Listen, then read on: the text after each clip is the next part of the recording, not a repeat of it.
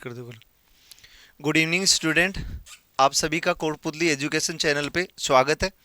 और हम जो नववर्ष की ढेर सारी शुभकामनाएं आप सभी बच्चों को।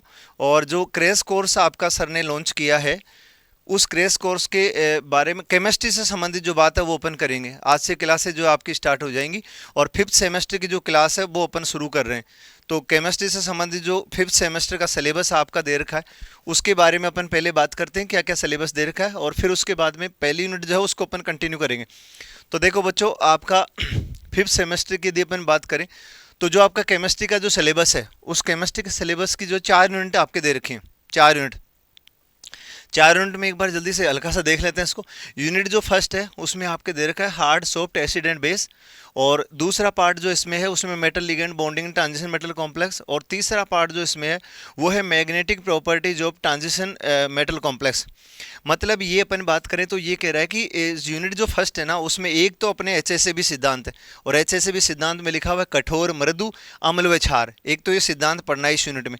दूसरा अपने को जो धातु और लिगेंड के मध्य जो बॉन्डिंग होती है, उस बॉन्डिंग के बारे में समझाना है कि संक्रमण धातु जो संकुल होते हैं, ट्रांजिशन मेटल जो कॉम्प्लेक्स होते हैं, उनमें धातु और लिगेंड के बीच में बॉन्डिंग जो होती है उसको एक्सप्लेन करने के लिए कौन कौन से सिद्धांत वगैरह काम आते हैं वो उसको समझा। इसी यूनिट का जो तीसरा पार्ट है उसमें लिखा हुआ magnetic property of transition metal complex, कि जो संक्रमण धातु हैं उनके कुछ चुंबकीय गुण के बारे में भी जो है वो समझा रखा है।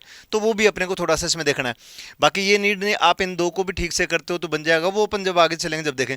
यूनिट सेकंड में देखो बच्चों, यूनिट सेकंड में आपके लिखा हुआ है इलेक्ट्रोमैग्नेटिक स्पेक्ट्रम, मतलब वैद्युत चुंबकीय स्पेक्ट्रम, और इसी में यूवी स्पेक्ट्रोस्कोपी है, मीन्स अल्ट्रावायोलेट स्पेक्ट्रोस्कोपी, जिसको पराबैंगनी स्पेक्ट्रोस्कोपी कहा जाता है, पराबैंगनी स्पेक्ट्रोस्कोपी। इसी यूनिट में जो थर्ड पार्ट इसका है वो है आईआर स्पेक्ट्रोस्कोपी, इंफ्रारेड स्पेक्ट्रोस्कोपी जो है वो यूनिट सेकंड का पार्ट है। एक अवरक्त जो स्पेक्ट्रोस्कोपी होता है वो इसमें लिखा हुआ है। एनएमआर जो स्पेक्ट्रोस्कोपी है वो इसी यूनिट का पार्ट है। मीन्स यूनिट जो सेकंड आपकी है बच्चों, उसमें 3-4 पार्ट जो है मेन, ये 3 ही पार्ट हैं वो आपके इसमें दे रखे। अब थोड़ा सा देखोगे तो यूवी स्पेक्ट्रोस्कोपी पराबैंगनी स्पेक्ट्रोस्कोपी है, इंफ्रारेड स्पेक्ट्रोस्कोपी ये nuclear magnetic resonance spectroscopy means नाभिकीय चुंबकीय अनुनाद स्पेक्ट्रोस्कोपी। बाकी डिटेल में जब पढ़ें तब बात करेंगे, ये इसमें जो है वो लिखा हुआ है। नेक्स्ट इसमें देखें आप, यूनिट जो थर्ड है उसमें है organo sulphur compound, organic synthesis via enolate, synthetic polymer, synthetic drugs और सिंथेटिक डाइज। में कुछ नहीं है, देखो संश्लेषित जो रंजक होते हैं जो पदार्थों को रंगने में काम आते हैं, ये डाइज है, ड्रग्स हैं, दवाइयाँ जो है उनके बारे में, ये बहुलक है। और ये जो है वो ऑर्गेनिक सिंथेसिस वाया इनोलेट, कि इनोलेट के द्वारा कार्बनिक जो है वो संश्लेषण कैसे होगा, ऑर्गेनिक सिंथेसिस वाया इनोलेट। और एक इसमें सल्फर के कार्बनिक यौगिकों के बारे में दे रखा, ऑर्गेनो सल्फर कंपाउंड।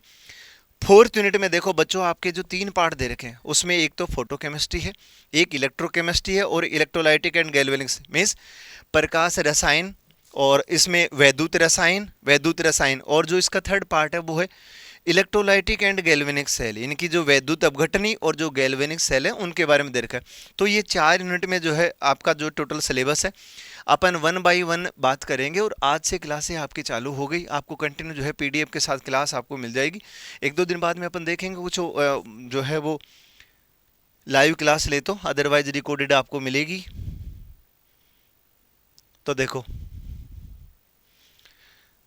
अब देखो बच्चों हम जो यूनिट फर्स्ट है उसका जो पहला पार्ट है एचएसएबी थ्योरी, कठोर मृदु अम्ल व क्षार सिद्धांत means hard soft acid and base theory, HSAB theory जिसको शॉर्ट में अपन लिखा है, उसको अपने को डिटेल में पढ़ना है। तो एचएसएबी थ्योरी पढ़ने से पहले क्या है, हम थोड़ा सा एसिड बेस जो केमिस्ट्री होती है एक बार उसके बारे में देखते हैं कि एसिड और बेस की जो केमिस्ट्री है ना वो क्या कहती है, अम्ल और क्षार का रसायन, उसके बारे में आप थोड़ा सा एक बार देख लो, फिर अपन एचएसएबी को पढ़ेंगे। क्योंकि एचएसएबी सिद्धांत की जब हम बात करते हैं तो उसमें एक क्वेश्चन आता है कि बहुत इंपॉर्टेंट है एचएसएबी सिद्धांत, हर एग्जाम में जो है बड़ा क्वेश्चन आता है।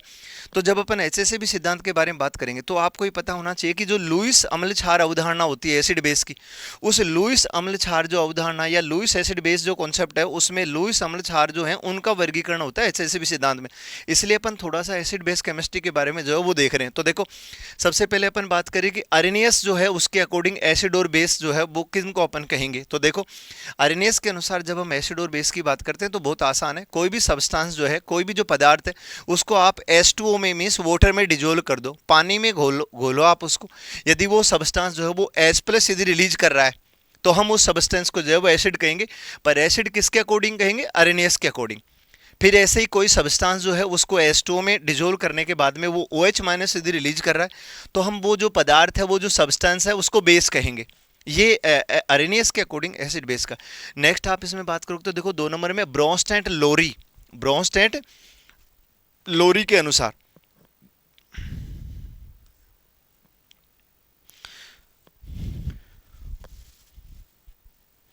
तो देखो ब्रोंस्टेंट लोरी के अनुसार जब हम एसिड बेस की बात करते हैं तो ये ब्रोंस्टेंट लोरी जो है ना, ये H+ जो है ना, H+ उसके डोनेट करने और उसके एक्सेप्ट करने में H+ दे रहा है या H+ ले रहा है, उसके आधार पर एसिड बेस को जो है वो परिभाषित करता है, डिफाइन करता है। तो देखो ब्रोंस्टेंट लोरी के अकॉर्डिंग लिखा हुआ है, इसमें यहाँ लिखा हुआ है कि H+ जो डोनर है, H+ जो दाता है, उसको अपन एसिड कहेंगे।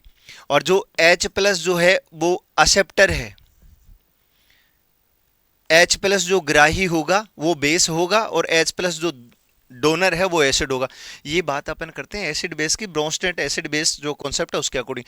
तीसरा और जो इंपॉर्टेंट हमारा यहाँ जो HSAB थ्योरी में काम आएगा वो है लुईस एसिड बेस कॉन्सेप्ट। और इसमें हम ये पढ़ते हैं कि एसिड और बेस लुईस के अकॉर्डिंग जब हम देखते हैं कि लुईस के अनुसार अम्ल और क्षार क्या होगा, तो उसमें कहते हैं वो सभी सब्सटेंस जो इलेक्ट्रॉन एक्सेप्ट करते हैं, मीन्स लुईस अम्ल क्षार सिद्धांत के अनुसार वे सभी सब्सटेंस जो इलेक्ट्रॉन युग्म एक्सेप्ट करते हैं, ग्रहण करते हैं, हम उसको एसिड कहेंगे। और लुईस के अनुसार वे सब्सटेंस जो इलेक्ट्रॉन जो है वो डोनेट करते हैं, जो इलेक्ट्रॉन डोनेट करते हैं वो जो है बेस कहलाएगा। तो ये लुईस की जो अम्ल क्षार की जो परिभाषा है वो आपको दिमाग में रखनी है, क्योंकि HSAB सिद्धांत में अम्ल क्षार का, एसिड बेस का जो बच्चों हम HSAB थ्योरी पढ़ेंगे उसमें जो वर्गीकरण होगा अम्ल और क्षार का, जैसे हम कहेंगे अम्ल में कहेंगे कठोर अम्ल है, मृदु अम्ल है, ऐसे ही क्षार में कहेंगे बेस में कि कठोर क्षार है, मृदु क्षार है, हार्ड बेस सॉफ्ट। वो वर्गीकरण जो है वो लुईस जो अम्ल क्षार उनका होता है। तो लुईस के अनुसार हम एसिड की बात करें तो इलेक्ट्रॉन ग्रहण करने वाला, और ये जो एसिड बेस केमिस्ट्री का बेसिक सा था जो आपको पता रहना चाहिए। और स्पेशली लुईस अम्ल क्षार कॉन्सेप्ट जरूर पता रहना चाहिए, क्योंकि HSAB में इन्हीं का वर्गीकरण जो है वो किया जाता है। अब अपन बात इस पे करते हैं, जो यूनिट का मेन पार्ट अपना है वहां से देखो बच्चों ये आपके इसमें लिखा हुआ है।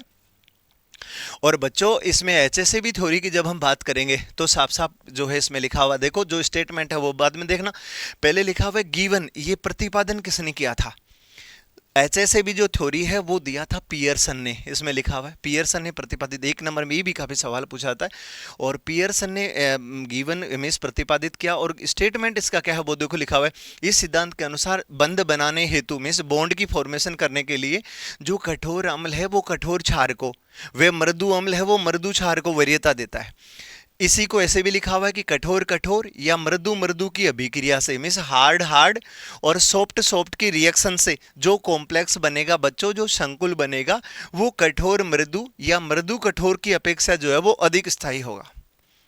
मीन्स HSAB सिद्धांत के अनुसार वह संकुल यौगिक, वह कॉम्प्लेक्स कंपाउंड जो है वो ज्यादा स्थायी होगा जिसमें एसिड और जो बेस काम आ रहे हैं वो दोनों का नेचर जो है वो सेम हो। दोनों यदि हार्ड हैं तो स्टेबल बनेगा, और दोनों यदि सॉफ्ट हैं मीन्स एसिड जो है वो भी सॉफ्ट है, बेस जो है वो भी सॉफ्ट यदि है, दोनों मृदु हैं तो जो संकुल बनेगा वो स्थायी बनेगा। ये इसका आसान सा जो है वो स्टेटमेंट या कॉन्सेप्ट है जो आपको पता रहना चाहिए, दिमाग में रखना है। अब इसमें लिखा हुआ है देखो एसिड को A कह रहे हैं means A for acid, B for base बच्चों, B यहाँ पर बेस के लिए काम में लिया गया है। और देखो बेस को आपने कहा था ना कि HSAB में जिन एसिड और बेस की हम बात करते हैं वो लुईस के अनुसार अम्ल और क्षार होते हैं। तो लुईस के अनुसार हम क्षार उसको कहेंगे जो इलेक्ट्रॉन युग्म दान करे, या फिर अपन कहें इलेक्ट्रॉन दान करे। तो ये बेस जिसको कह रहे हैं उसके पास देखो लोन पेयर है, बेस के पास ये लोन पेयर लिखा हुआ, और ये अपना लोन पेयर इस एसिड को डोनेट कर देगा ना, तो जो है संकुल यौगिक बन जाएगा। इन दोनों के बीच में A और B के बीच में, एसिड और बेस के बीच में बॉन्डिंग हो जाएगी और ये संकुल जो है वो यौगिक बन जाएगा, कॉम्प्लेक्स कंपाउंड। अब ये बना जो संकुल यौगिक है ये कब स्थायी होगा, वो डिपेंड इस पर करेगा कि जो एसिड आपने काम में ले लिया है और जो बेस काम में लिया उसकी नेचर में से उसकी प्रकृति क्या है। तो देखो बच्चों, एसिड के बारे में लिखा हुआ है कि ये हार्ड हो और जो बेस है वो भी हार्ड हो, तो देखो आगे संकुल जो है वो स्थायी बना हुआ, स्टेबल कॉम्प्लेक्स। ऐसे ही फिर हम कह रहे हैं कि एसिड जो है वो सॉफ्ट हो और जो बेस है वो भी सॉफ्ट हो, तो भी जो संकुल है वो जो है वो स्थायी बनेगा, ऐसा लिखा हुआ है इसमें। फिर तीसरा इसमें लिखा हुआ है कि एसिड जो है वो तो हार्ड है लेकिन बेस देखो अपने सॉफ्ट ले लिया, तो कठोर क्षार, कठोर अम्ल के साथ आपने जो है वो मृदु अम्ल काम में लिया है, तो जो संकुल बनेगा ना अम्ल क्षार एसिड बेस रिएक्शन से बच्चों, वो अनस्टेबल बनेगा, अस्थायी संकुल। तीसरे वाले में एसिड को सॉफ्ट ले लिया और बेस को जो हार्ड कर दिया, तो यहां पर भी जो संकुल है वो अस्थायी बनेगा, मींस अनस्टेबल कॉम्प्लेक्स बनेगा। तो बहुत इजी गोइंग जो है वो एचएससीबी का कॉन्सेप्ट दिमाग में बैठ जाता है बच्चों के, कि एचएससीबी के अकॉर्डिंग जब हम एसिड और बेस की बात करते हैं तो ये जो बनने वाला जो संकुल है उस वो कब स्टेबल होगा और कब अनस्टेबल होगा, ये बात एचएससीबी बताता है। और ये कहता है हार्ड यदि एसिड है तो वो हार्ड जो है बेस को प्रायोरिटी देगा, मतलब कठोर अम्ल जो है वो कठोर क्षार के साथ जुड़ना चाहेगा, ऐसे ही मृदु अम्ल है वो मृदु क्षार के साथ जुड़ना चाहेगा, जो संकुल बनेगा वो स्थायी बनेगा, लिखा हुआ। और देखो ये यहां पर लिखा हुआ है कि एचएसएबी सिद्धांत में लुईस अम्ल व क्षारों का वर्गीकरण किया जाता है। जो लुईस के अनुसार एसिड बेस होते हैं उनको हम क्लासीफाई मींस उनको वर्गीकृत करते हैं एचएसएबी सिद्धांत में। ध्यान से देखो बच्चों, अब डिटेल अपने क्वेश्चन आता है एचएसएबी के बारे में बच्चों, तो डिटेल आता है तो हमको एसिड को लेके और एचएसएबी के अनुसार जो अम्ल है उसको हार्ड में और सॉफ्ट में बांटना है, मीन्स कठोर और मृदु अम्ल। अब हमको पता रहना चाहिए कि एचएसएबी के अकॉर्डिंग जो एसिड है उसमें हार्ड एसिड जो है उसकी प्रॉपर्टी कौन कौन सी होंगी, ऐसे ही जो सॉफ्ट एसिड जो है उसकी प्रॉपर्टी कौन कौन। तो बच्चों लोड नहीं लेना, इसमें बहुत आसान बहुत जानदार जो है नोट्स आपको दिए जा रहे हैं, पीडीएफ जो है बहुत ज़बरदस्त। तो आप क्या करोगे, जैसे एसिड के बारे में जो प्रॉपर्टी लिखी हुई है ना आप तो उसको लर्न कर लो कि हार्ड एसिड के बारे में ये प्रॉपर्टी होनी चाहिए, मीन्स हार्ड एसिड में ये गुण होने चाहिए, उसको यदि आप लर्न कर लोगे ना तो फिर सॉफ्ट जो एसिड है उसमें याद नहीं करना पड़ेगा, जस्ट उसको जो है वो उल्टा ही करना है। तो देखो लुईस अम्ल क्षारों का वर्गीकरण होता है वो तो ठीक है। अब देखो एसिड के बारे में लिखा हुआ है, एक बार हार्ड एसिड और एक बार सॉफ्ट एसिड। हार्ड एसिड की प्रॉपर्टी इसमें लिखी हुई बच्चों इधर की साइड में वन बाय वन। तो देखो पहली प्रॉपर्टी लिखी हुई है कि जो हल्के क्षार व क्षार मृदा धातु आयन व हल्के संक्रमण तत्वों के जो धनायन है वो कठोर अम्ल की जो है वो कैटेगरी में आएंगे। क्या मीनिंग है इनका, हल्के क्षार में ये अपन कहें लाइट जो है लाइटर जो एल्केली मेटल है और साथ में एल्केली अर्थ मेटल, तो एल्केलाइन एल्केलाइन अर्थ मेटल और जो लाइटर ट्रांजिशन मेटल एलिमेंट है जो हल्के संक्रमण तत्व हैं उनके जो धनायन हैं उनके जो केटायन हैं वो हार्ड एसिड की कैटेगरी में आएंगे बच्चों। ऐसे ही अपन सॉफ्ट एसिड के बारे में लिखेंगे तो देखो हमने इनमें लिखा है कि क्षार धातु, शॉर्ट में बोले तो क्षार धातु क्षार मृदा धातु और संक्रमण तत्व हल्के वाले मीन्स एल्केली एंड एल्केलाइन अर्थ और ट्रांजिशन जो metal lighter transition metal element है। तो इधर जो लिखा हुआ वो लिखा हुआ है हैवियर ट्रांजिशन मेटल एलिमेंट, या फिर अपन कहें हैवियर ट्रांजिशन मेटल जो आयन है, जो भारी संक्रमण तत्वों के आयन है वो जो है वो मृदु अम्ल। इसका एग्जाम्पल नीचे लिखा है उससे समझ में आएगा अपने। जैसे हम बात करें Ag प्लस के बारे में बात करें, ये संक्रमण तत्व है ट्रांजिशन मेटल एलिमेंट है Ag जो है, इसी के साथ अपन कॉपर की बात करें जैसे +1 या +2 वाला। अब आपको पता है ये जो ट्रांजिशन मेटल है ये वाले ये हैवी होते हैं, तो इनको आप कहोगे कि सर ये केटाइन है, तो ये केटाइन है तो ये एसिड होंगे। अब एसिड तो है लेकिन ये सॉफ्ट एसिड कैटेगरी में जाएंगे क्योंकि ये हैवी है। लेकिन आप जैसे इसमें बात करो कि सर लिथियम प्लस है, सोडियम प्लस है, हैं कैल्शियम 2 प्लस है, ये क्षार धातु एल्केली मेटल हो गए उनके कैटायन हो गए, ये एल्केली अर्थ मेटल क्षार मृदा धातुओं के धनायन। तो इनको यदि हम बात करेंगे ना इनको तो इनको हम जो है वो हार्ड एसिड कैटेगरी में रखें। ये क्लासिफिकेशन में प्रॉपर्टी जो है ये इसलिए दिमाग में बैठनी चाहिए क्योंकि आगे इस यूनिट में इस वाले पार्ट के जितने भी क्वेश्चन सोल्व होंगे ना आपके, वो हार्ड एसिड और बेस की जो प्रॉपर्टी है ना इनकी प्रॉपर्टी और इनके जो एग्जाम्पल हैं उनसे सोल्व हो जाएंगे आपके मोस्ट ऑफ क्वेश्चन जो हैं वो अधिकांश।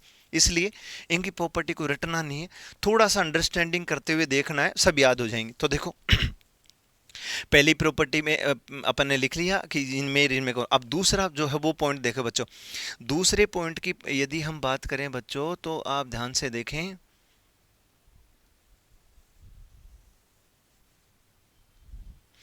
दूसरे पॉइंट में लिखा हुआ कि एसिड जो है, आप सब अब ने अभी बात करी इसमें कि एचएससीबी के अनुसार जो है अपन लुईस एसिड बेस को जो है वर्गीकृत करते हैं। अब लुईस एसिड और बेस की यदि बात करें अपन, तो एसिड जो है वो होना चाहिए, जनरली वो कैटाइन ही होता है, और यदि कैटाइन नहीं है, कोई न्यूट्रल स्पीसीज, कोई उदासीन स्पीसीज है, तो वो इलेक्ट्रॉन ग्रहण करने वाला होना चाहिए। तो जनरली मान लो जिस पे कोई कैटाइन है धनाइन और वो इलेक्ट्रॉन एक्सेप्ट करना चाहता है, तो वो कब अपन उसमें कौन सी प्रॉपर्टी होनी चाहिए जिसकी वजह से हम उसको हार्ड कहें, तो एक अपन लिखा है कि वो क्षार धातु या क्षार मृदा धातु या फिर हल्का संक्रमण तत्व जो है उसका धनायन होना चाहिए। लेकिन दूसरी बात ये बच्चों की कैटाइन आपने दो चार ले रखे हैं, लेकिन उसमें अपन जैसे कह रहे हैं उच्च धनावेश, हाई पॉजिटिव चार्ज जिस पर होगा, हाई पॉजिटिव चार्ज जिस पर होगा वो एसिड जो है वो हार्ड एसिड कैटेगरी में आएगा।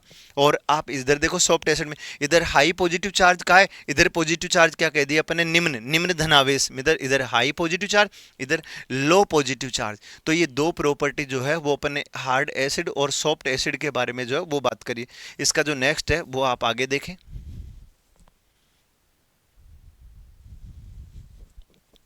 देखो दो प्रॉपर्टी वहां पर ने हार्ड की और सॉफ्ट की डिस्कस करी थी एसिड के बारे में बच्चों। तीसरा तीसरा पॉइंट देखें, देखो तीसरे पॉइंट में क्या बच्चों, तीसरा पॉइंट अपन जो है वो एसिड के लिए, तीसरा पॉइंट हार्ड के लिए वो जो है वो लिख रखा अपन ने कि इनकी जो विद्युत ऋणता है ना, जो हार्ड एसिड होते हैं ना उनकी विद्युत ऋणता वो ज्यादा होनी चाहिए। तो इसमें लिखा हुआ है हाई इलेक्ट्रोनेगेटिविटी, मीन्स उच्च विद्युत ऋणता, हाई इलेक्ट्रोनेगेटिविटी। इधर लिखा हुआ है लो इलेक्ट्रोनेगेटिविटी। मैंने कहा था पहले आपको कि इधर की जो प्रॉपर्टी है आप इधर जब हार्ड वाले को जो शॉर्ट में लिखोगे तो उसको जस्ट रिवर्स कर देना। इलेक्ट्रोनेगेटिविटी जो है वो हाई होनी चाहिए यदि हार्ड एसिड है तो, और सॉफ्ट यदि एसिड है, अभी अपन एसिड की बात कर रहे हैं, बाद में फिर बेस की बात करें, तो सॉफ्ट बेस जो है मृदु सॉरी जो मृदु अम्ल है, मृदु अम्ल, उस मृदु अम्ल में हमने लिखा है कि उसकी जो इलेक्ट्रोनेगेटिविटी है, विद्युत ऋणता, वो निम्न होनी चाहिए। तो हार्ड एसिड में लिखा हुआ उच्च विद्युतीनता होनी चाहिए और मृदु में लिखा है निम्न विद्युतीनता होनी चाहिए, ठीक है। 4 नंबर पॉइंट में लिखा हुआ है बच्चों कि जो हार्ड एसिड है उसके बारे में लिखा हुआ है कि उसकी उच्च ऑक्सीकरण अवस्था होनी चाहिए, मीन्स उसकी हायर ऑक्सीडेशन स्टेट होनी चाहिए, उच्च ऑक्सीकरण अवस्था।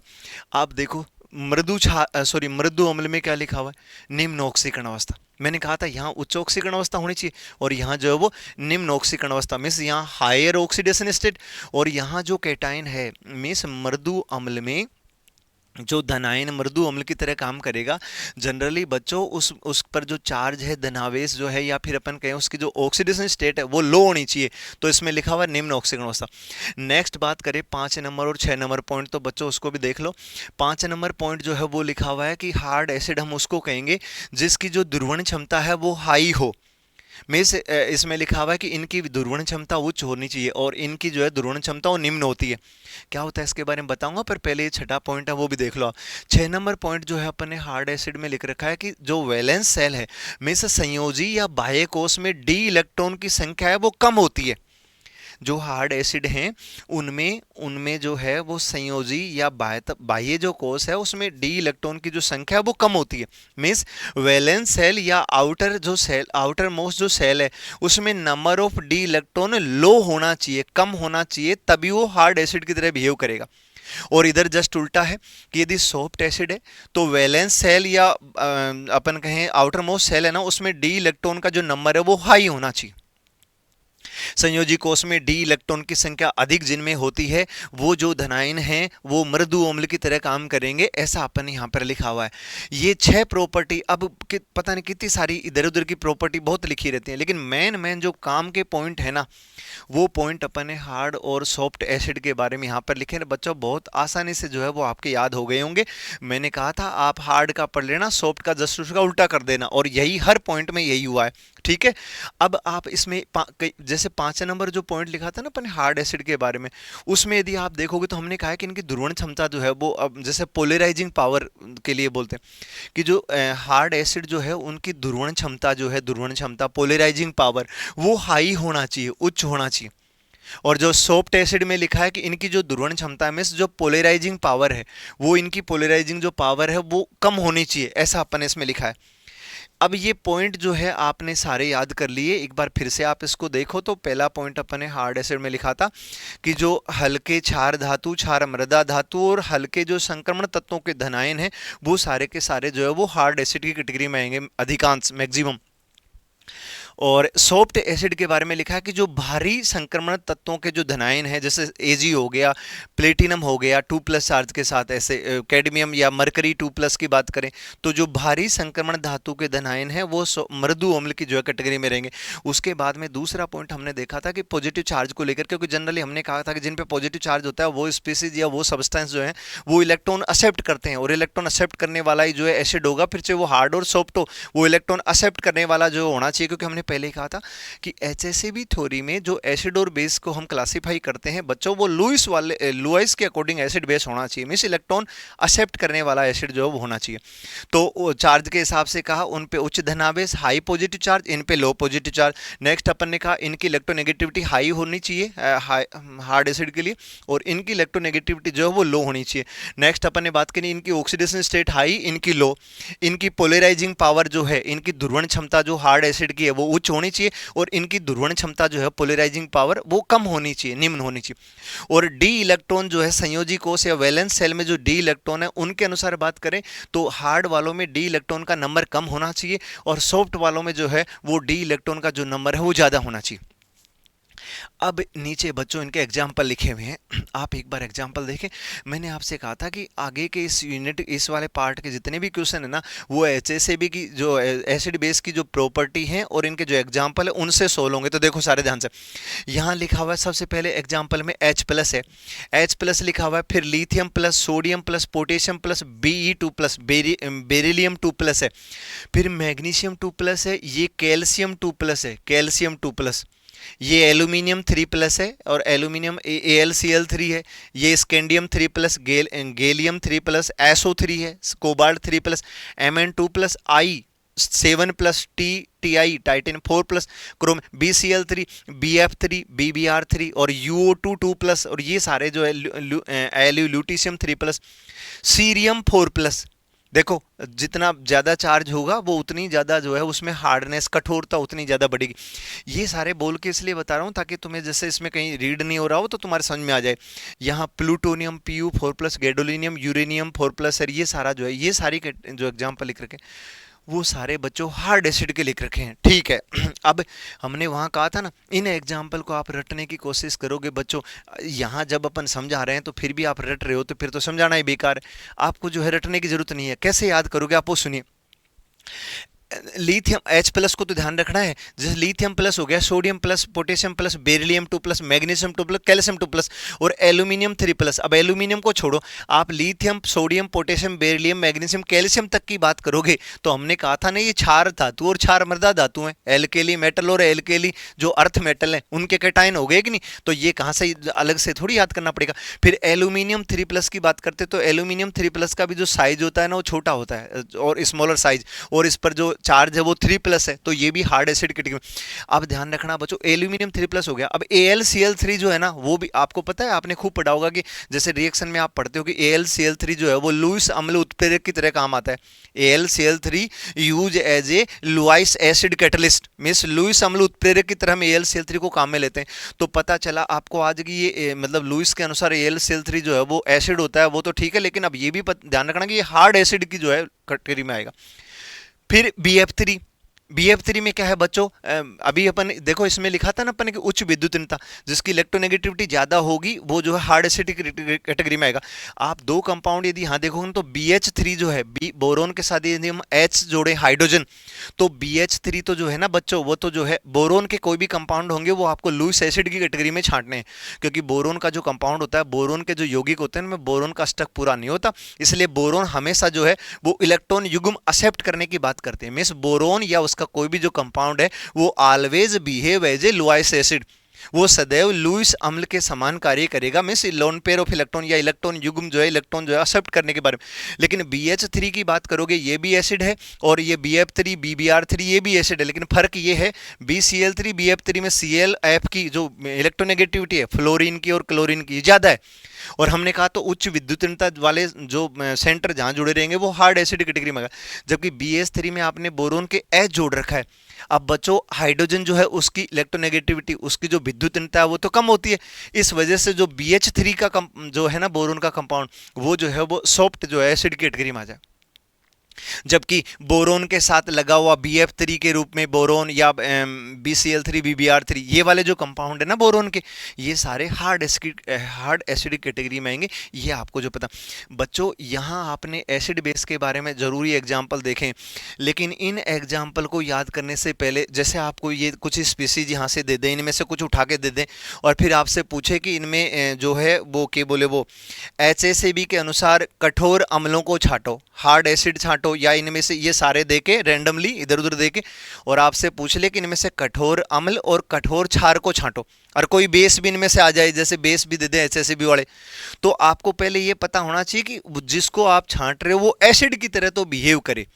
क्योंकि HACCP की बात अपन करते हैं तो उसमें हम कहते हैं कि हमें हार्ड एसिड छांटने हैं, ऐसे सॉफ्ट एसिड मींस कठोर अम्ल छांटने हैं, मृदु अम्ल छांटने हैं, तो वो कठोर मृदु छांटो, लेकिन पहले वो एसिड की तरह तो होना चाहिए। तो ये सारे जो भी स्पीसीज हैं ये इलेक्ट्रॉन ग्रहण करने वाले हैं, ये भी सारे इलेक्ट्रॉन ग्रहण करने वाले हैं, लेकिन नेचर प्रकृति के हिसाब से जो है बच्चों, प्रॉपर्टी के हिसाब से इनमें फर्क है, इसलिए हमने इनको जो है देखो, इसमें Ag+ है, Au गोल्ड कितना हाई एटॉमिक नंबर है तो उसका जो है साइज ज़्यादा हो गया, हैवी हो गया वो।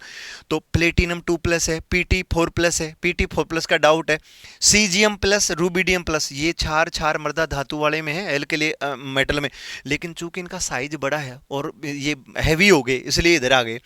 और बाकी और इसमें कार्बिन CH2 वाला BS3 बता ही दिया, और एक CH3Hg+, CH3 बच्चों, CH3Hg+ जो है ना, इसको भी आप स्पेशल ध्यान रखना, ये वाला जो है ये एसिड की कैटेगरी में आएगा, एसिड में भी सॉफ्ट एसिड है CH3Hg+।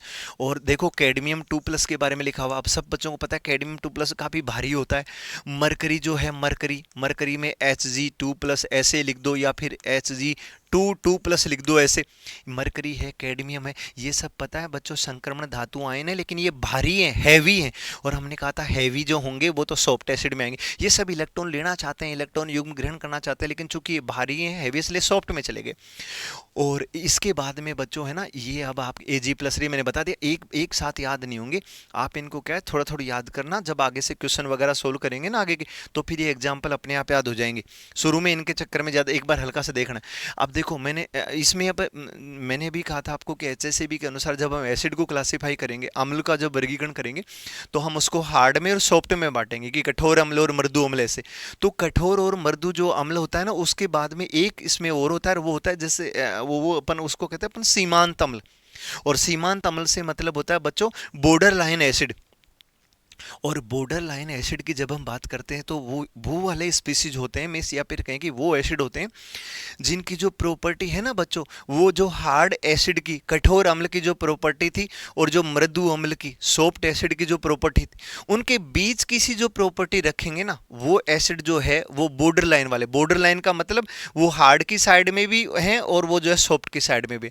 तो बॉर्डर लाइन वाले जो एसिड हैं वो एसिड हैं जिनकी प्रॉपर्टी हार्ड और सॉफ्ट के मध्य किसी होती है, बीच किसी होती है, उनको अपन बॉर्डर लाइन वाले कहते हैं। और देखो इनमें लिखा हुआ कि इनके गुण कठोर और मृदु अम्लों के मध्यवर्ती होते हैं, और उसमें लिखा हुआ कॉपर 2+ है, कोबाल्ट 2+ है, Fe3+ है, निकिल 2+ है, जिंक 2+ है, SO2, देखो बच्चों SO2, SO3 था ना, SO3 आपको पता है, आपने पढ़ रखा है कि SO3 CO2 है, देखो इसमें CO2 भी आ रहा है, ये रहा CO2 रहा, SO2 है, सॉरी SO3 है, ये सब लुआइस एसिड की तरह बिहेव करते हैं, लेकिन SO3 और CO2 जो है वो हार्ड लुआइस एसिड है, या फिर अपन कहेंगे HACCP के अकॉर्डिंग वो हार्ड एसिड है।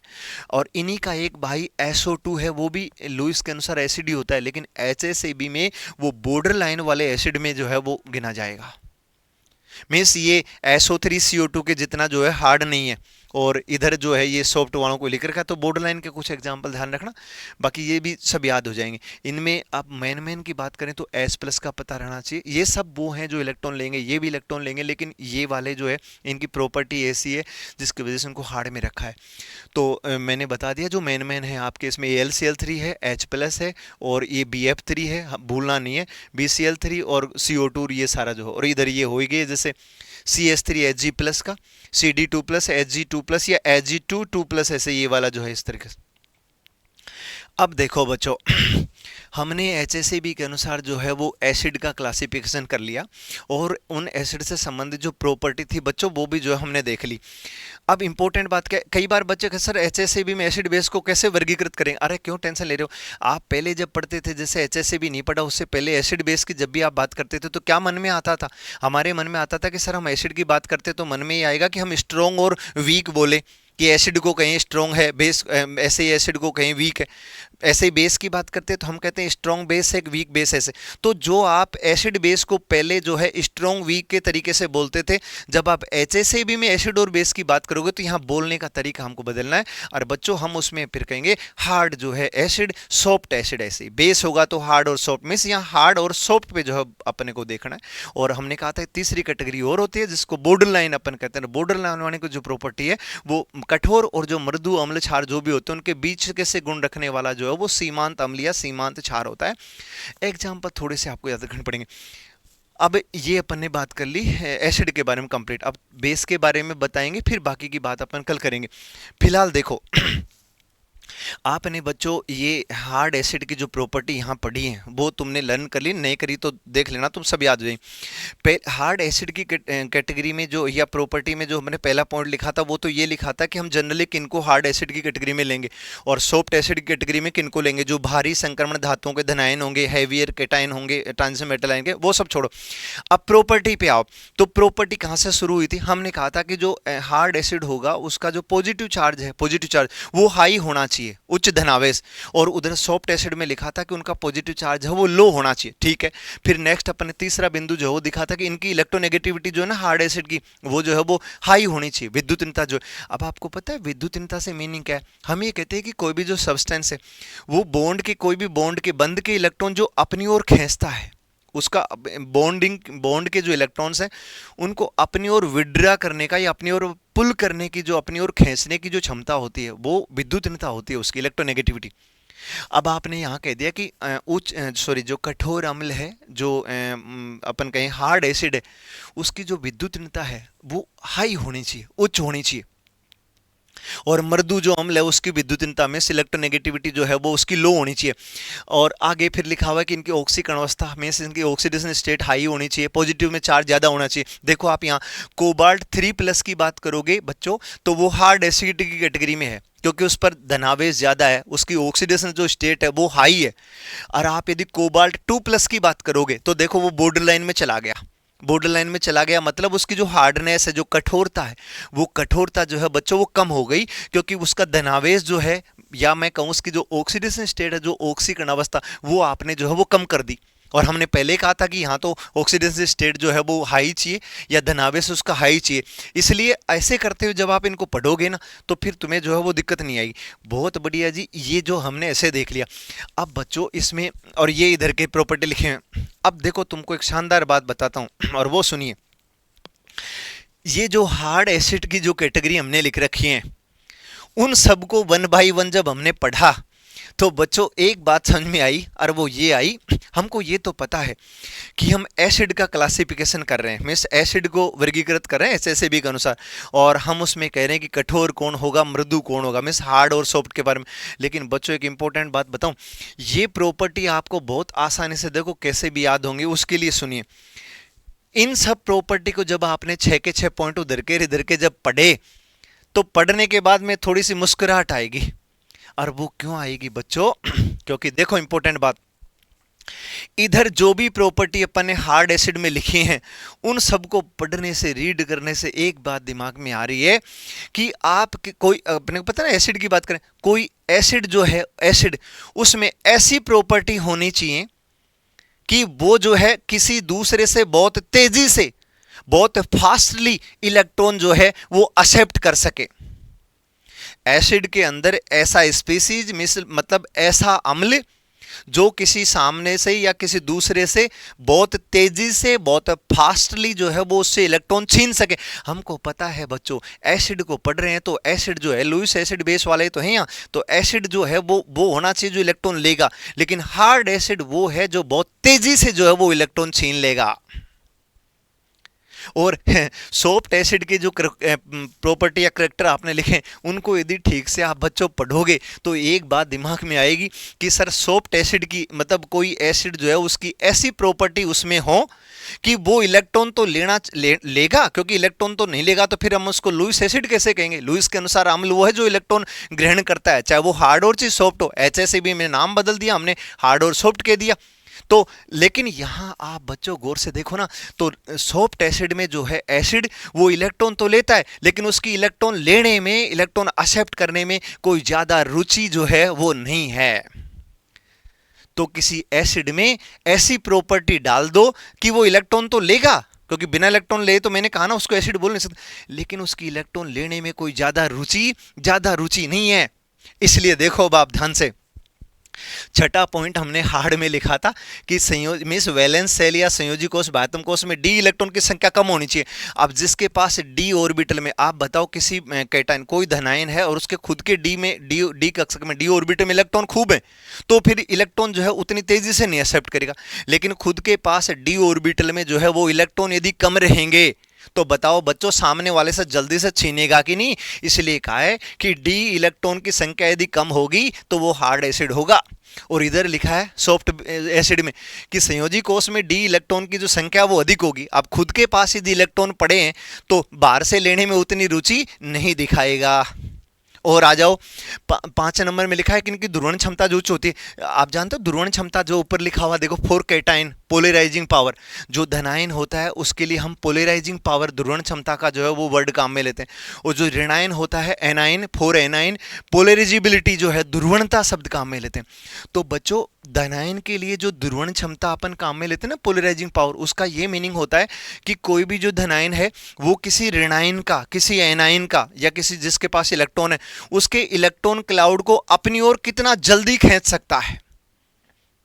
कोई भी धनायन के द्वारा किसी ऋणायन की इलेक्ट्रॉन घनत्व को, इलेक्ट्रॉन डेंसिटी को अपनी ओर जो खींचने की जो पावर होती है वो उस कैटायन की पोलराइजिंग पावर होती है, ध्रुवण क्षमता। और आपको पता है जिसमें इलेक्ट्रॉन लेने की ज्यादा भूख है वो ऋणायन के इलेक्ट्रॉन घनत्व को बहुत तेजी से अपनी ओर खींचेगा। यही हमने कहा था कि आप एसिड में ऐसी प्रॉपर्टी डाल दो कि वो बहुत तेजी से इलेक्ट्रॉन छीन सके तो वो हार्ड एसिड की कैटेगरी में आएगा। और बच्चों यही लिखा हुआ देखो कि इनकी ध्रुवण क्षमता जो है वो उच्च होती है।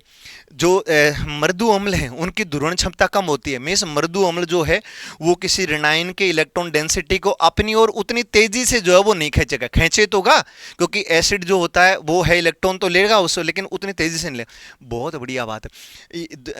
चौथा पॉइंट लिख रखा है अपन कि इनकी ऑक्सीडेशन स्टेट जो है वो हाई होनी चाहिए। ऑक्सीडेशन स्टेट जो है, ऑक्सीकरण अवस्था हाई होने से मतलब है जनरली हम ये कहते हैं कि उस पर पॉजिटिव चार्ज ज्यादा होना चाहिए। वो पीछे भी लिखा था कि धनावेश उन पर ज्यादा होना चाहिए।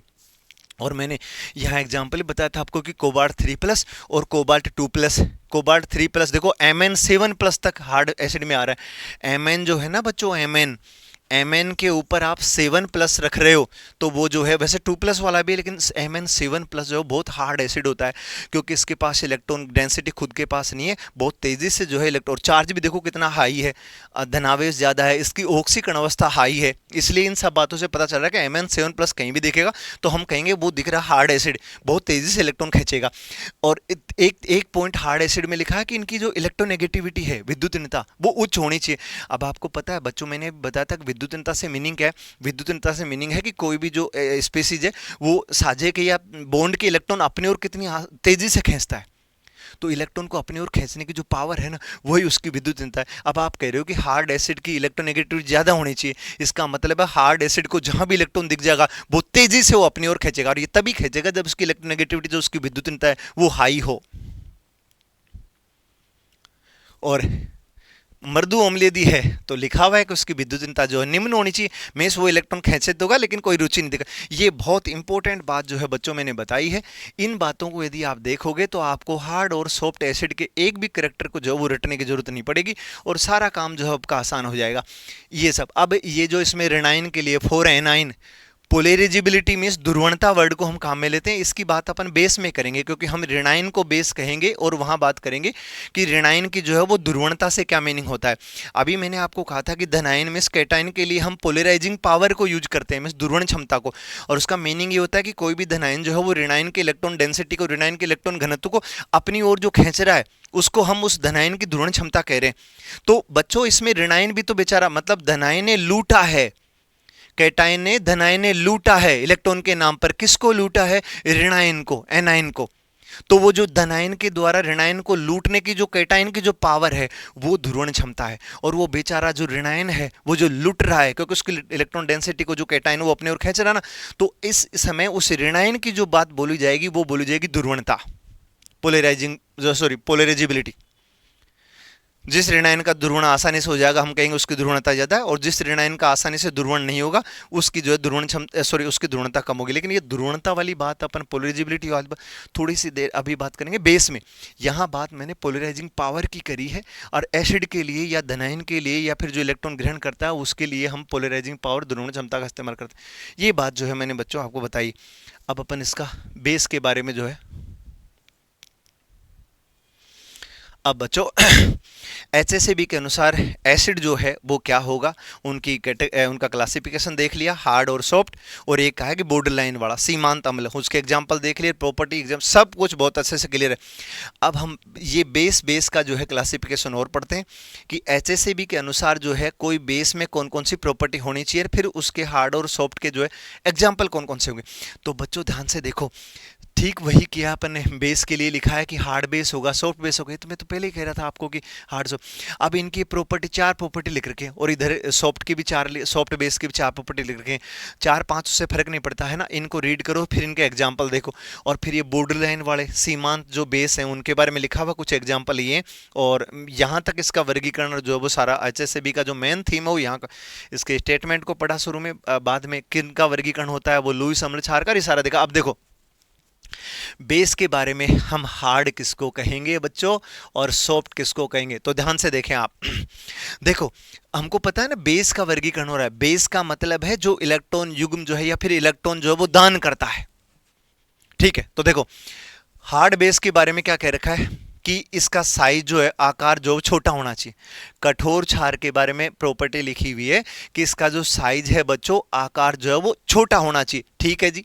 इधर देखोगे मैंने पहले ही कहा था आपकी हार्ड बेस के करेक्टर आप याद कर लेना, लोड तो लेना ही नहीं है। आप सॉफ्ट बेस के जब करेक्टर लिखो ना तो जस्ट लगभग इनका उल्टा ही है। तो देखो इसमें स्मॉलर साइज छोटा आकार, इसमें बड़ा आकार लार्जर साइज, बहुत बढ़िया। इसमें हार्ड बेस में लिखा उच्च विद्युतीनता। एक बात बच्चों हमेशा ध्यान रखना कि जब भी अपन किसी हार्ड स्पीसीज की बात करते हैं, कठोर की, चाहे वो कठोर अम्ल हो बच्चों चाहे वो कठोर क्षार हो, वो उसकी जो इलेक्ट्रोनेगेटिविटी है बच्चों, विद्युतीनता ईएन, वो ज्यादा होनी चाहिए। अब आप देखो वहां एसिड में भी हमने कहा था कि वो जो है उसकी विद्युतीनता ज्यादा होगी तो कठोर अम्ल होगा, और कठोर क्षार में भी लिखा है बच्चों कि उसकी विद्युतीनता क्या होनी चाहिए, ज्यादा होनी चाहिए।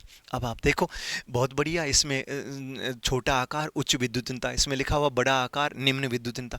तीसरा पॉइंट देखो बच्चों, इनका ऑक्सीकरण आसानी से नहीं होता, मीन्स जो हार्ड बेस है उसका इजीली ऑक्सीडेशन नहीं होगा, आसानी से ऑक्सीकरण नहीं होगा, इजीली ऑक्सीडेशन नहीं होगा। और इसमें देखो इनका ऑक्सीकरण आसानी से हो जाता है। मैं जो सॉफ्ट बेस है उसका इजीली ऑक्सीडेशन हो जाएगा, बहुत बढ़िया। आगे आओ बच्चों, चौथा पॉइंट है कि इनकी जो इनका हार्ड जो बेस है उनका जो ध्रुवण है वो आसानी से नहीं होता।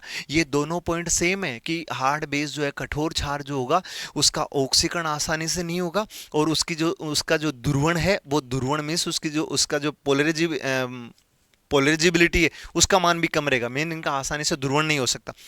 जब आप सॉफ्ट बेस की बात करोगे ना बच्चों, तो ये दोनों पॉइंट यहाँ उल्टे करके लिखे हुए, इनका ऑक्सीकरण आसानी से हो जाएगा, मीन्स इनका इजीली ऑक्सीडेशन हो जाए, और लिखा इनका ध्रुवण आसानी से हो जाएगा, मीन्स इनका जो पोलराइजेशन है वो भी आसानी से इजीली हो जाएगा, ये बात इनमें लिखी हुई है। अब आप एग्जाम्पल देखो यहाँ बच्चों, ये इधर जो एग्जाम्पल लिख रखे हैं मैं इनको एक बार रीड कर रहा हूँ, आप देख लेना पीडीएफ पे। अमोनिया लिखा हुआ, अमोनिया में नाइट्रोजन पे लोन पेयर होता है, तो नाइट्रोजन का लोन पेयर अमोनिया जो है वो डोनेट करता है, मीन्स दान करता है, इसलिए अमोनिया जो है वो लुईस क्षार है। और अमोनिया लुईस क्षार है, उसका हम एचएससीबी में जब क्लासिफिकेशन करेंगे, एचएससीबी में जब उसका वर्गीकरण करेंगे बच्चों, तो वो हार्ड बेस की कैटेगरी में आएगा। तो देखो अमोनिया हो गया। अब अमोनिया यदि है ना, तो फिर जो एमीन है ना, एमीन, क्योंकि एमीन में भी तो नाइट्रोजन ही लोन पेयर डोनेट करता है, लोन पेयर देने वाला एमीन में भी नाइट्रोजन ही होता है बच्चों। तो अमोनिया है, एमीन में प्राथमिक एमीन, ये सेकेंडरी एमीन है R2NH। फिर बच्चों हेलोजन जो ऋणायन है 4, F minus, Cl minus, Br minus और I माइनस हेलाइड के रूप में बच्चों, उसमें से F माइनस और Cl माइनस दोनों हार्ड में जाएंगे। H2O हार्ड है, ROH एल्कोहल हार्ड है, थायोईथर RSR हार्ड है, ROR ऑक्सीजन वाला ईथर जो है वो हार्ड है। ये जो एल्कोहल है इसका H प्लस हटा दो, ईथर का जो है ये एक हटा दो, तो RO minus, ROH, OH minus. Acetate ion, nitrate ion, phosphate ion, sulphate ion, carbonate ion और बच्चों परक्लोरेट आयन ClO4 माइनस, और एक आइसोथायोसाइनेट NCS माइनस। ये सारे वो ऋणायन हैं या वो उदासीन अणु हैं जो इलेक्ट्रॉन युग्म दान करते हैं, इसलिए हम इनको बेस कह रहे हैं। लेकिन मिस लुईस बेस हैं ये सारे, लेकिन ये लुईस बेस HACB में बच्चों हार्ड बेस की कैटेगरी में आएंगे। और देखो नाइट्रोजन की विद्युतीनता जो इलेक्ट्रोनेगेटिविटी ज़्यादा होती है, इसमें फ्लोरीन क्लोरीन की भी ज़्यादा होती है।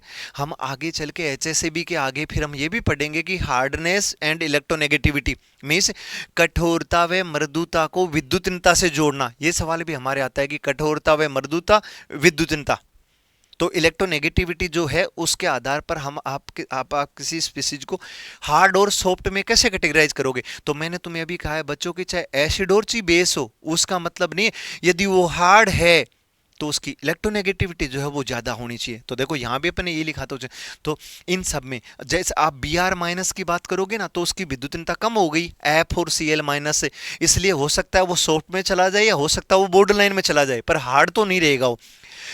और ये देखो नाइट्रेट है, फॉस्फेट, सब बच्चे जानते हैं, एग्जाम्पल लर्न भी है, जब तुम्हारी डिटेल में क्वेश्चन आएगा तो एग्जाम्पल आपको लिखने पड़ेंगे। तो देखो सल्फेट का बड़ा भाई, सल्फेट में SO4 2 माइनस होता है, सल्फेट का बड़ा भाई है बच्चों फॉस्फेट, PO4 3 माइनस, O4 है लेकिन इसमें 3 माइनस, इसमें जो है वो 2 माइनस। ये कार्बोनेट, कार्बोनेट में बच्चों, कार्बोनेट में जो डोनर साइट होती है, जो दाता परमाणु होता है, ऑक्सीजन होता है, और हमको पता ऑक्सीजन की विद्युतीयता ज्यादा है। आप इनको देख रहे हो ना, तो एक बात याद आएगी बच्चों आपके, EN ऑर्डर, विद्युतीनता का जो ऑर्डर होता है ना, सबसे ज्यादा फ्लोरीन की, फिर ऑक्सीजन की, फिर नाइट्रोजन की, क्लोरीन की जो है इसके बाद में आती है। तो ये भी आप ध्यान रखना। फोन जो अपना फोन होता है ना, उससे याद रह जाता है बच्चों के कि पूरी पीरियोडिक टेबल में, पूरी आवर्त सारणी में सर्वाधिक विद्युत ऋणी जो तत्व है ना वो फ्लोरीन है बच्चों, F, और उसके बाद में ऑक्सीजन है, और उसके बाद में कौन है बच्चों, नाइट्रोजन है। ये इलेक्ट्रोनेगेटिविटी के आधार पर। अब आप देख रहे हो यहाँ जितने भी ये अपन ने लुईस क्षार लिख रखे हैं, जिनको हार्ड HACB में हार्ड बेस अपन ने कहा है, इन सब में सब में जो डोनर साइट है ना, जो दाता परमाणु है लिगेंड का, या फिर मैं कहूँ बेस का, जो इलेक्ट्रॉन देने वाला एटम है, डोनर एटम उसको कहते हैं, वो सब इन तीनों में से ही है। या तो फ्लो एक आध क्लोरीन है, तो क्लोरीन की भी विद्युतीयता कम नहीं है, नाइट्रोजन के बराबर ही है, पर वो नाइट्रोजन से थोड़ा इसलिए पिछड़ जाता है क्योंकि क्लोरीन का जो है Cl माइनस वो साइज थोड़ा बड़ा होता है। तो ये सारे देखो, अब कैसे याद करेंगे एज ए स्टूडेंट हम कि अमोनिया ले और कोई भी एमीन ले, वो हार्ड जो है बेस में आएगी, ठीक है जी। फिर ऐसे याद करते हैं कि वाटर ले, एल्कोहल ले या ईथर ले, जिनमें ऑक्सीजन जो है वो दाता परमाणु है, वो भी हार्ड बेस में आएगा। फिर उन वाटर का ऋणायन बनाओ OH माइनस, ईथर का RO माइनस, वो सारे। और फिर इसके बाद में नाइट्रेट, फॉस्फेट और chlorate, sorry perchlorate, carbonate, chlorate नहीं लिखा, परक्लोरेट है ClO4 माइनस। ये सारे जो है बच्चों वो याद हो गए। अब इधर देखो इंपॉर्टेंट, H माइनस ऋणायन है, लुईस क्षार है, क्योंकि जो यहाँ आप सॉफ्ट मृदु क्षार में या कठोर क्षार में हार्ड बेस में जो तुम लिख रहे हो, वो हार्ड सॉफ्ट तो बाद में है, पहले वो बेस तो होना चाहिए। और बेस के होने के लिए या तो कोई ऋणायन हो, क्योंकि सभी बच्चे जानते हैं सभी ऋणायन जो होते हैं आंख मूंद के, सभी जो ऋणायन है ऑल एनायनिक स्पीसीज जो है वो बिहेव एज ए बेस, और वो भी लुईस बेस। सभी जो ऋणायन है वो लुईस क्षार की तरह व्यवहार करते हैं। और यदि ऋणायन नहीं है, कोई उदासीन अणु है, तो उसके ऊपर लोन पेयर होना चाहिए डोनेट करने के लिए। तो लोन पेयर जो है वो दान करने वाले उदासीन अणु भी लुईस क्षार होते हैं। तो इसमें या तो ऋणायन है या लोन पेयर दान करने वाला कोई जो है वो उदासीन अणु है। इनमें दाता परमाणु सब में जो है वो नाइट्रोजन या क्लोरीन या फिर ऑक्सीजन है। इधर आओ, H माइनस है, Cn माइनस। बच्चों बच्चों ध्यान रखना, कई बार बच्चे समझते हैं कि ये नेगेटिव चार्ज साइनाइड है ना, साइनाइड, उसमें बच्चे सोचते हैं कि सर Cn माइनस में नेगेटिव चार्ज जो ऋणायन है वो नाइट्रोजन पे ना। Cn माइनस में बच्चों ये कहानी रहती है ऐसे कि जो नेगेटिव चार्ज रहता है ना बच्चों, वो नेगेटिव चार्ज असल में कार्बन पे होता है।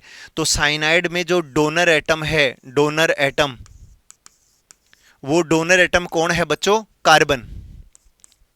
और हमको पता है कार्बन की तो विद्युतीयता जो है, इलेक्ट्रोनेगेटिविटी, वो कम होती है, और कार्बन की जो इलेक्ट्रोनेगेटिविटी कम होती है, इसलिए साइनाइड है ना बच्चों, वो सॉफ्ट बेस में आ गया, मृदु क्षार में। साइनाइड के साथ SH माइनस है, C6H5 है, एल्कीन है, R माइनस है, PPS3, I minus, PPR, CO। ये ध्यान रखना बच्चों, इंपॉर्टेंट, ये जो कार्बन मोनोऑक्साइड लिगेंड है, इसमें भी डोनर एटम जो है वो कार्बन होता है।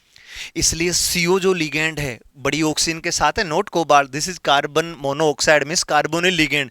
ये इसमें दाता परमाणु जो होता है ना, क्योंकि इलेक्ट्रॉन युग्म में देगा जब ही तो ये जो है क्षार की तरह काम करेगा, तो इसमें दाता परमाणु ऑक्सीजन नहीं होता, कार्बन जो है वो डोनेट करता है।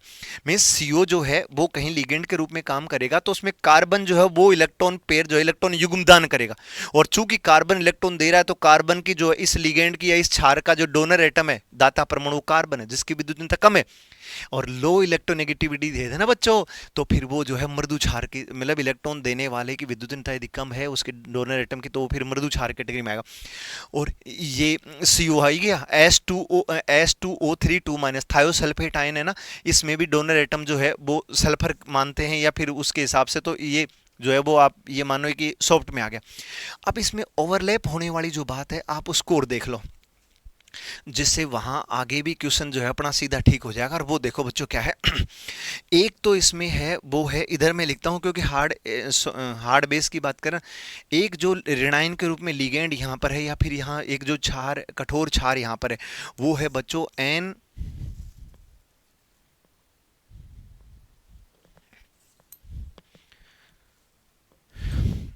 NCS minus. इसको हम देखो, नाइट्रोजन जब भी पहले लिखा होता है ना कार्बन से, तो हम उसके नाम में आइसो काम में लेते हैं, तो आप इसके नाम में आइसो से शुरुआत करोगे क्योंकि नाइट्रोजन पहले लिखा हुआ है, और सल्फर है तो ऑक्सीजन की जगह सल्फर होता है, तो हम थायो वर्ड को भी काम में लेते हैं, तो ये आइसोथायोसाइनेट एनायन है, आइसोथायोसाइनेट ऋणायन, बहुत बढ़िया।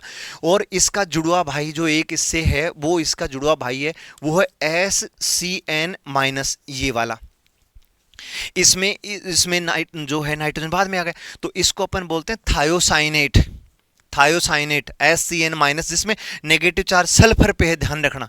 और यदि आपने पहले नाइट्रोजन लिखा है NCS माइनस, तो नेगेटिव चार्ज जो है बच्चों वो नाइट्रोजन पे है। ऋणायन के हिसाब से या इन बेस के हिसाब से नाम बोलोगे, तो इसको अपन ऋणायन के हिसाब से बोलेंगे आइसोथायोसाइनेट, और इसको बोलेंगे हम थायोसाइनेट। इन लिगेंडों में फर्क ये है बच्चों, इन ऋणायन में या इन क्षार में, कि जब थायोसाइनेट की बात आप करोगे, तो थायोसाइनेट में जो डोनर एटम है ना बच्चों, वो डोनर एटम जो है, वो डोनर एटम उसमें है बच्चों, वो नाइट्रोजन है। और हमको पता है, एक मिनट बच्चों,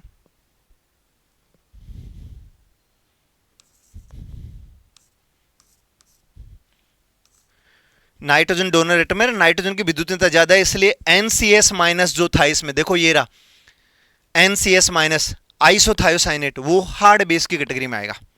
और आप SCN माइनस लिखोगे, तो इसमें जो डोनर एटम है ना बच्चों, वो सल्फर है, जिसकी विद्युतीयता कम है, इसलिए थायोसाइनेट जो है SCN माइनस, जो देखो अंडरलाइन कर रखा, वो सॉफ्ट बेस की कैटेगरी में आएगा। ये एक साथ रटना नहीं है, धीरे धीरे सब याद हो जाएंगे। Carbon monoxide CO ligand, carbonyl ligand है, वो सॉफ्ट बेस में है, मृदु प्रकृति का होता है क्षार है। अब बच्चों एक इंपॉर्टेंट बात क्या है वो सुनिए, जैसे मैंने तुमको वहां एक ट्रिक बताई थी, मैंने आपको कहा था कि आप मतलब आप किसी हार्ड एसिड को ढूंढना चाहते हो, तो उसमें कौन सी प्रॉपर्टी की आप उम्मीद कर रहे हो कि उसमें क्या क्या गुण होने चाहिए, तो हमने कहा था उस एसिड में ऐसे गुण होने चाहिए कि वो किसी सामने वाले से बहुत तेजी से इलेक्ट्रॉन छीन सके, वो उस हार्ड एसिड की कैटेगरी में जाएगा। और सॉफ्ट में कहा था कि वो इलेक्ट्रॉन लेने में उतनी रुचि नहीं दिखाएगा। बहुत बढ़िया। अब बच्चों यदि हार्ड बेस की ये प्रॉपर्टी यदि आप देखो जो यहां लिखी हुई है, तो छोटा आकार, smaller size, electronegativity high, oxidation आसानी से नहीं होगा, पोलराइजेशन भी आसानी से नहीं होगा, ध्रुवणता भी इनकी कम है। इनसे पता चल रहा, आपको पता है क्षार जो होगा उसको इलेक्ट्रॉन देना पड़ेगा। तो आप किसी क्षार में बच्चों, किसी बेस में ऐसी प्रॉपर्टी डाल दो, ऐसी प्रॉपर्टी डाल दो कि उससे इलेक्ट्रॉन छीनना मुश्किल हो जाए। हमको पता है क्षार यदि है, बेस है, तो उसको इलेक्ट्रॉन दान तो करना पड़ेगा, क्योंकि जब भी तो हमने उसको क्षार कहा है। लेकिन ऐसा क्षार जो इलेक्ट्रॉन दान करने में या इलेक्ट्रॉन देने में कंजूस हो, ऐसी प्रॉपर्टी वाला बच्चों जो बेस आप ढूंढोगे ना, वो हार्ड बेस कहलाएगा। आप देख लो, साइज छोटा है तो वो खुद की इलेक्ट्रॉन डेंसिटी को खुद के पास रखेगा, देना तो पड़ेगा लेकिन उतना आसानी से नहीं देगा। इलेक्ट्रोनेगेटिविटी उसकी ज्यादा है तो वो खुद भी खींच के रखेगा इलेक्ट्रॉन को, देना तो पड़ेगा लेकिन क्योंकि वो क्षार है, लेकिन उतना आसानी से नहीं देगा बच्चों। और इनका ऑक्सीकरण नहीं होगा। आप किसी बच्चों, एक इंपॉर्टेंट बात है, सारे इधर देख लो। जैसे मान लो यहां पर F माइनस है, F माइनस है ना, और ये F माइनस जो है वो F में बदल रहा है, और यहां एक इलेक्ट्रॉन इसके ऊपर था वो हट गया। तो बच्चों पता है यहां क्या हुआ है, ये जो ऋणायन था ना F माइनस, उसने एक इलेक्ट्रॉन रिलीज किया है, एक इलेक्ट्रॉन या पेयर जो भी समझो। तो इसको हम कहेंगे कि F माइनस का जो है, इसको हम पता है क्या कहेंगे, इसको कहेंगे F माइनस का, जिस F एनायन जो था उसका ऑक्सीकरण हो गया। क्योंकि ऐसे कोई ऋणायन जो है वो इलेक्ट्रॉन रिलीज करेगा तो वो उसका ऑक्सीडेशन कहलाएगा।